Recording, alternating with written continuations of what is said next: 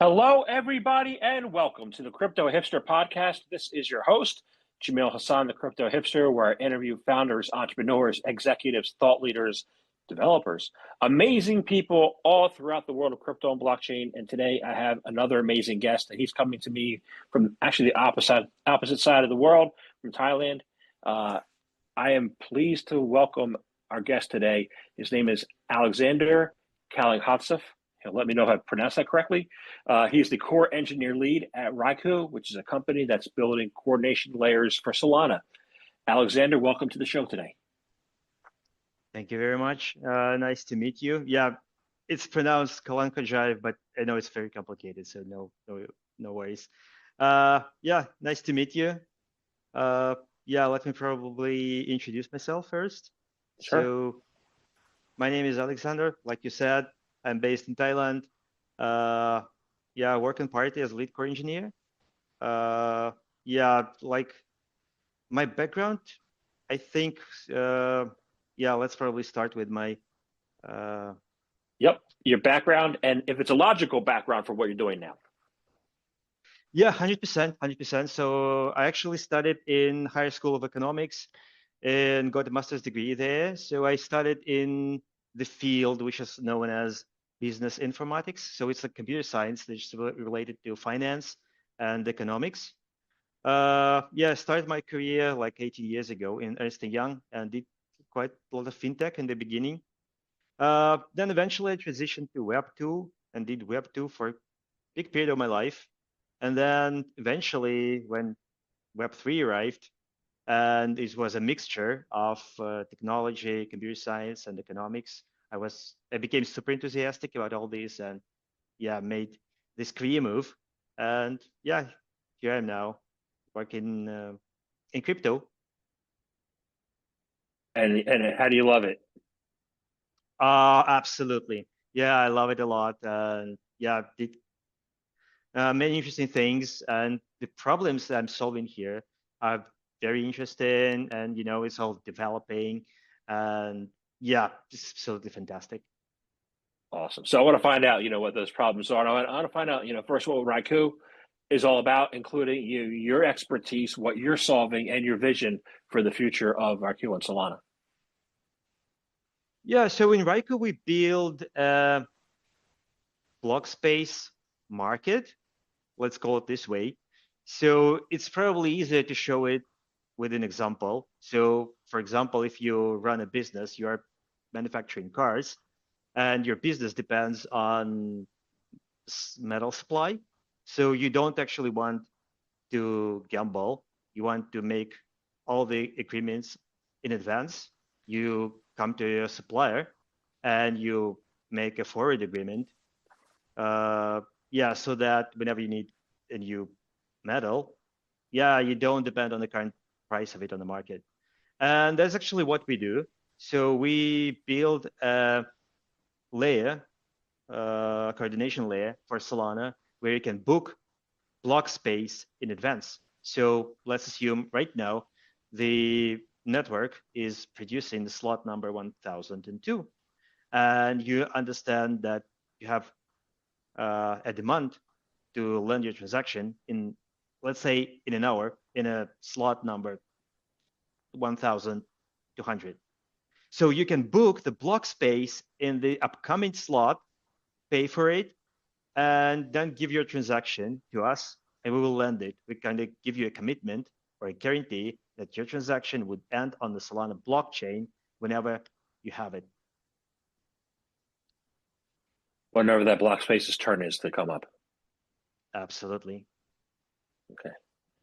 I think that makes sense in like for Bitcoin where it's calculated where you have every 10 minutes, you have a block time, but Solana is so fat, like just so much being built on Solana with memes and with everything else. How quickly are you able to respond to the rapid, development and block space that's going on Solana? What are some of the challenges there? Yeah, so the big challenge here is probably, so crypto is evolving. let's say this way, crypto is evolving, and these are not like just smart contract execution on chain anymore. So there's a demand from agents that are doing like trading. Is heavily used for financial speculations, and in order to support it, we need the blockchains. They need to evolve so towards the cost, the speed, the throughput, and the latency. So this is actually what we can see in Solana. Solana is very good in all these things, and the reason it's happening is that, well, it's unique architecture. And one of the things they introduced is they got rid of the mempool that we usually see on other blockchains. So on Ethereum, for instance, or any other, let's say, traditional blockchain, there's a mempool. You submit your transaction to a mempool, and you are quite certain that it will land on the blockchain sometime in the future. But on Solana, things are handled differently. Like on Solana, when you submit a transaction, it is sent directly to a leader. But when the demand is too high, like everyone is actually trying to send his transaction to the leader, but leader is limited. It has kind of two limits. One is the number of CUs, so it's like 50 million for now, CUs per block, and also it has a time limitation, like 0.4 seconds per block. So what might happen is that, so basically not everyone willing to get into the block might end up in a block, obviously. Yeah, so we are trying to remove this limitation, first of all. And yeah, that's basically what we're doing. So removing limitations on the computational units so you can have more throughput, and so that you can basically predict or analyze where that block is going to be for the person who wants to get that space on that block, forward block. Yes, absolutely. So if you're in a business and your business depends on your transactions landing on Solana, you don't want to gamble on it. You don't want to be dependent on the current load on the network. You want to be certain that when the time comes, you will land your transactions on Solana. Awesome. So I like this concept of, focusing on the architecture, because a lot of people today, they don't focus on the architecture. They seem to focus on gambling with leverage. So why is it far more important to focus on the architecture and the infrastructure than it is in trying to get rich quick tomorrow by having 1000x leverage? Well, I can say that, gambling and like playing with leverage is actually a bad thing. So if we look on the traditional market, like on stock exchange, for instance, the same thing is happening there. So it's mainly used for speculations. So even in traditional finance, so it's quite expected to see a similar situation on blockchain. And yeah, we can say it's the main driver right now for the blockchain. But it also introduces, it improves the technology. Let's put it this way, like what do we need from the blockchain to be successful with trading is it needs to be cheap and it needs to be fast. Yeah, but is it bad, really? I don't think so. I mean, it opens like opportunity to other use cases like real-time game, real-time payment. Yeah, it's quite many. So different applications that are not possible on slow or expensive chains. I mean, it's a good thing. Even if it's used for speculation at the moment, still is good. Got it, because people are using it. That makes sense. So how does blockchain architecture, affect developers and users worldwide, and how do you see this playing out, going forward? Okay, yeah. So if you mean in general, like transitioning from Web 2 to Web 3 is a big change in paradigm, you need to think differently in order to build solutions on blockchain instead of like traditional web technology. If we are talking about a more modern thing, like the modern trends, actually, then yeah, let's just compare Solana to Ethereum. Yeah, with this thing with like Solana doesn't have this mempool thing, and developers and users, they need to adapt to it. So on Ethereum, for instance, as a user, I submit your transaction, I can see it landed on a mempool, and I'm quite certain it will end up on a blockchain one way, like sooner or later. On Solana, it happens a bit differently. Like there's no mempool. I try to submit transaction to a leader, and there's absolutely no guarantee that it will end up on blockchain. So let's think about this way. Like let's assume you have business and you need some kind of resource, let's say boxes. So you can actually have two strategies here. Like you can have warehouses, like let's say you have offices in London and in Paris. And one strategy is you use warehouses where you store boxes, and whenever you need them, you just make a delivery from your warehouse to the office. It's like the strategy that is used in Ethereum, for instance. Like they have a mempool, the transaction landed in there, you're safe. The other thing you can do is actually you can order a delivery from Paris, like delivery of boxes that you need from Paris to London, and another delivery from London to Paris. So your boxes, they, let's say, travel from one location to another, then they travel back. You don't need a warehouse, but you still have capacity. So you own the boxes that are traveling, and while they're traveling, you owe them, but you don't need a warehouse because like the boxes are always traveling. This is what we can see on Solana. The transactions are always transferring from one node to another that is not stored in any pool or any buffer. They just transmission, and it's fast, but it's unreliable. And what we can see right now is that users, they have to adapt to it, and they use quite aggressive strategies right now to submit their transactions.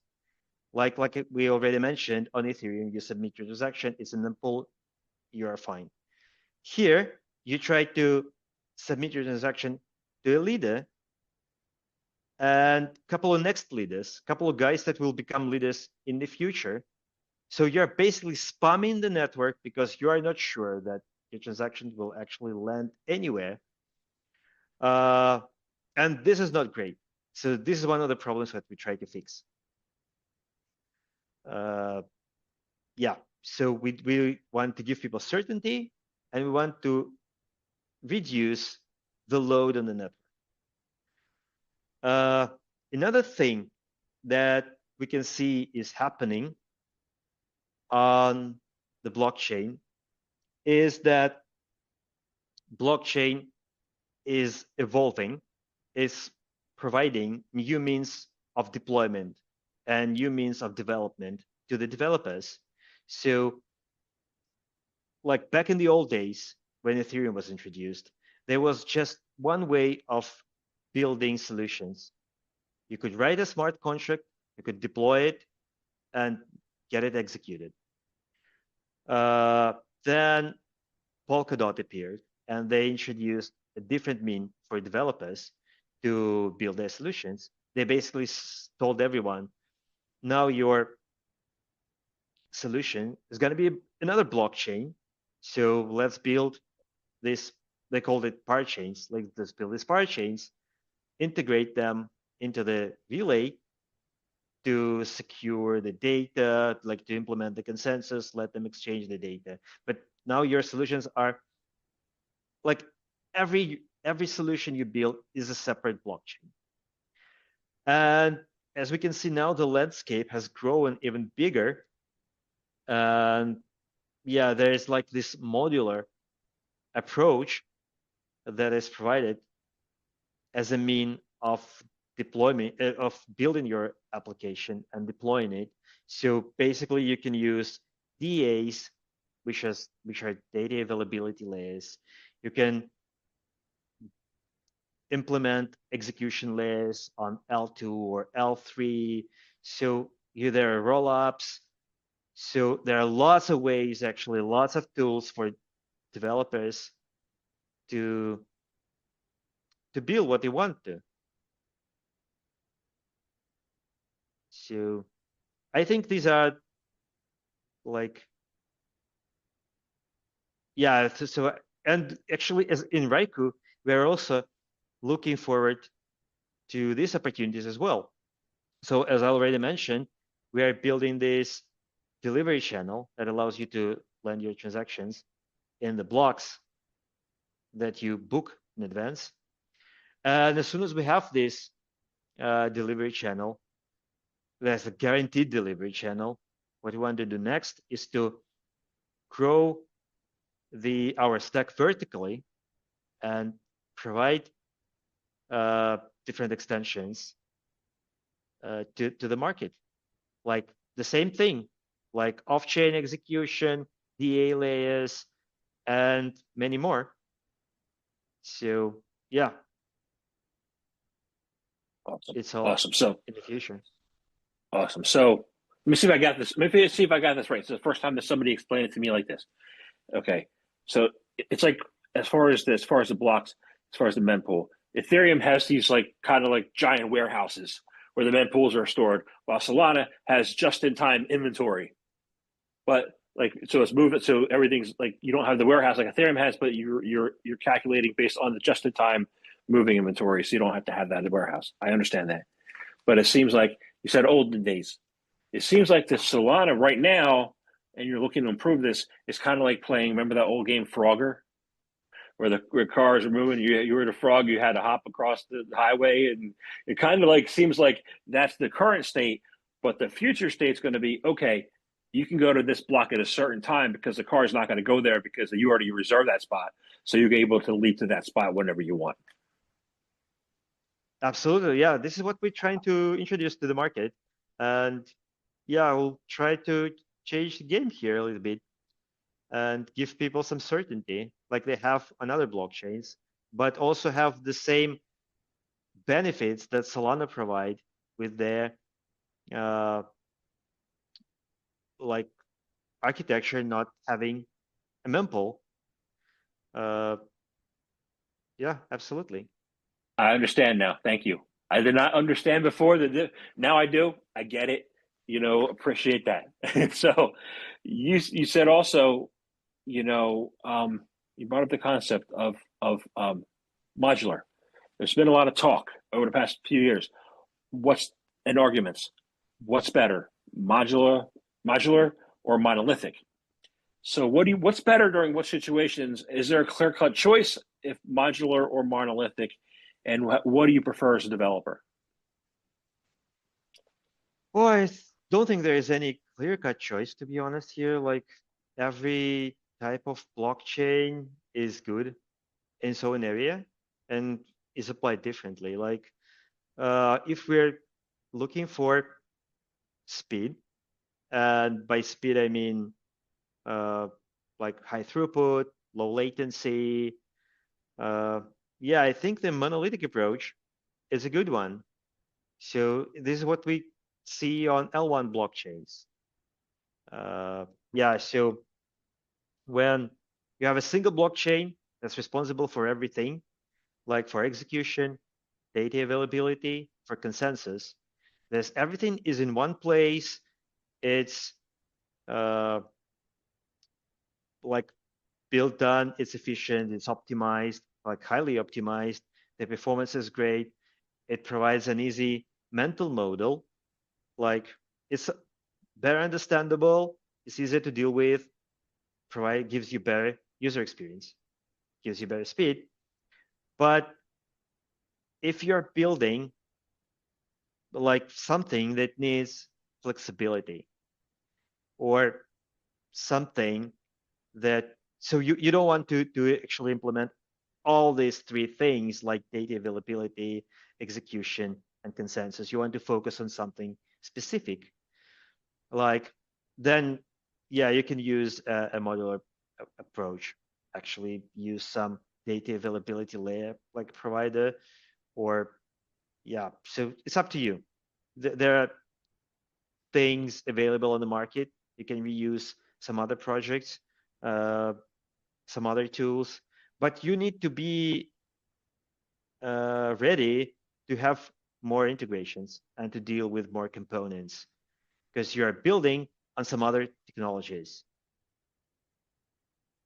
Got it.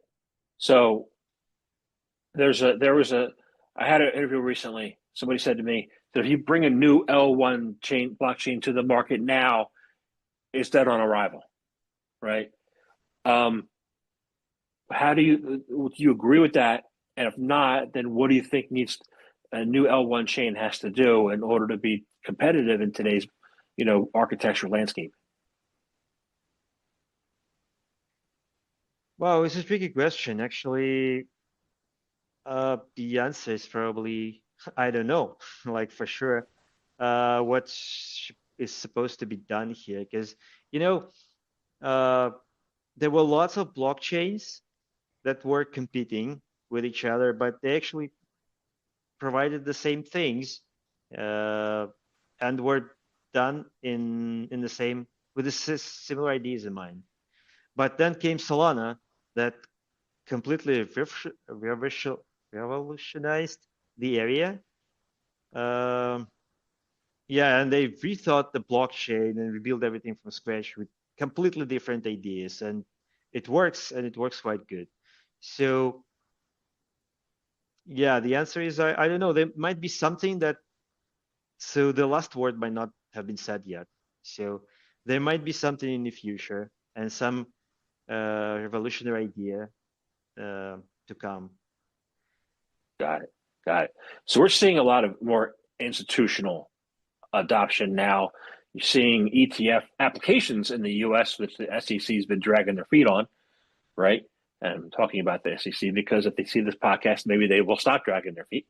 You know, but how do you see Solana's future as far as being adopted by institutions and then being used inside of institutions, as they transition from Web 2 to Web 3?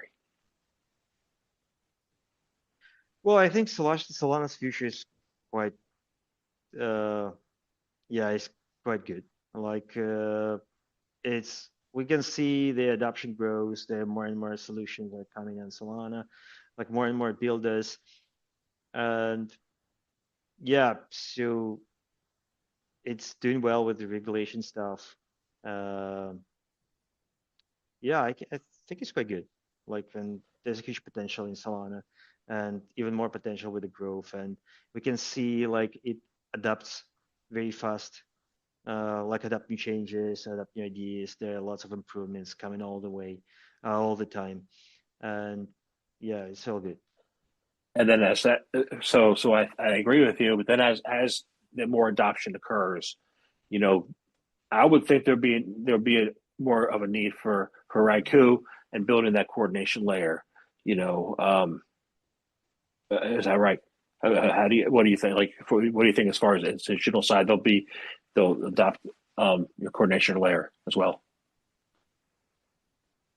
Yeah, I think so. Uh, there is a actually we can see there's a demand for what we provide and for what we are building. Uh, we have quite um yeah, to have quite well-established partnerships with some key players on the market, and yeah, I'm quite certain that everything's gonna be all right with Raiku and Solana. Great, excellent. So we're at a point now in this market where you know everybody's waiting for the next leg up, right? So I just want to get a sense of when you think that's going to happen, and what you're looking forward to in the next half year. What do you think? Um, I don't know, but I hope there will be a huge bull run, and yeah, we will be, I don't know, buffing in money. But yeah, no one knows for sure. Yeah. No one knows for sure. Some people say they do, but they don't. They don't. We'll see what happens, right? So, I want to thank you very much for your time today. I enjoyed speaking with you, and this is a good conversation. So, thank you. And I have one last question. It's how can people find out more information about you, about Raiku? How can they do that? Yeah, this information is available on our website. You can Google it. We have Twitter, we have Discord, uh, we have LinkedIn. We have presence pretty much everywhere. And yeah, just try to Google it and you'll find lots of information about us. Awesome. Thank you very much for your time today. Yeah, thank you too. I was glad to see you.